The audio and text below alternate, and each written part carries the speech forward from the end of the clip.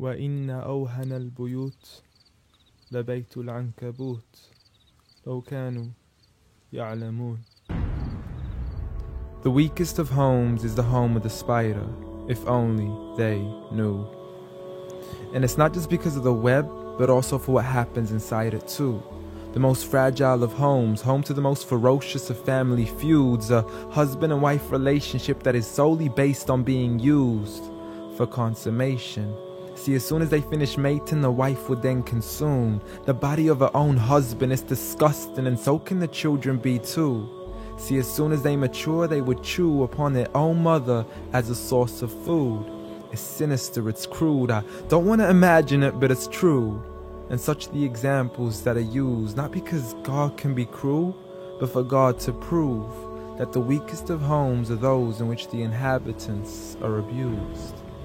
See, marriages are meant to bring happiness, and the home is a refuge of tranquility and comfort to all those who walk through. And if you ever do happen to fall into disputes, you must learn to understand that the marriage isn't always about you. Rather, it's learning to live together as one, although we are still living together as two. In a home where everybody knows that they belong, with love, kindness, and mercy, so we could all just get along, and there's no need for fighting every time something small goes wrong.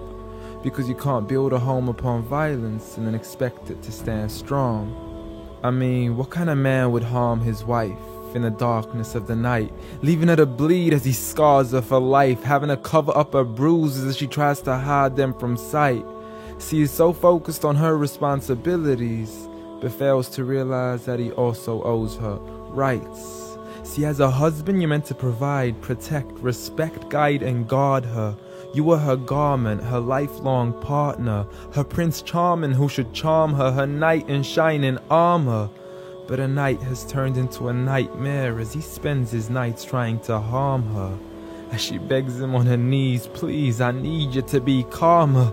I urge you, see, patience is a virtue. I never even heard you. I promise I didn't mean to hurt you. Please don't be mad.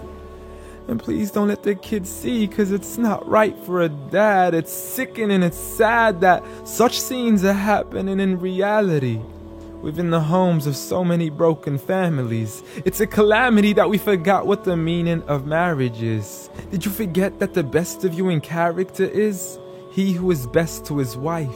The best of advice from the one who never harmed a servant, child, or wife in his whole entire life.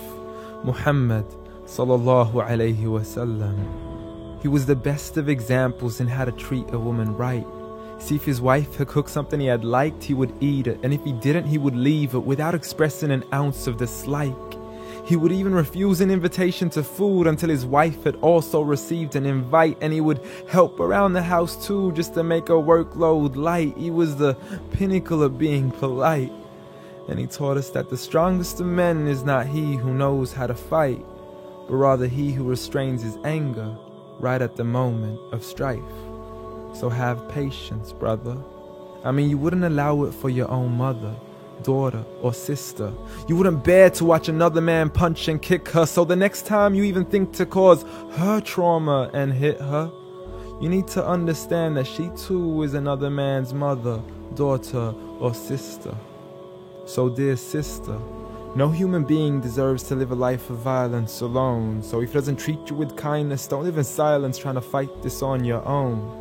Rather seek help from God first, and don't be afraid to then pick up the phone and let your people know that you are no longer willing to live in the weakest of homes. Violence against women? Islam says no.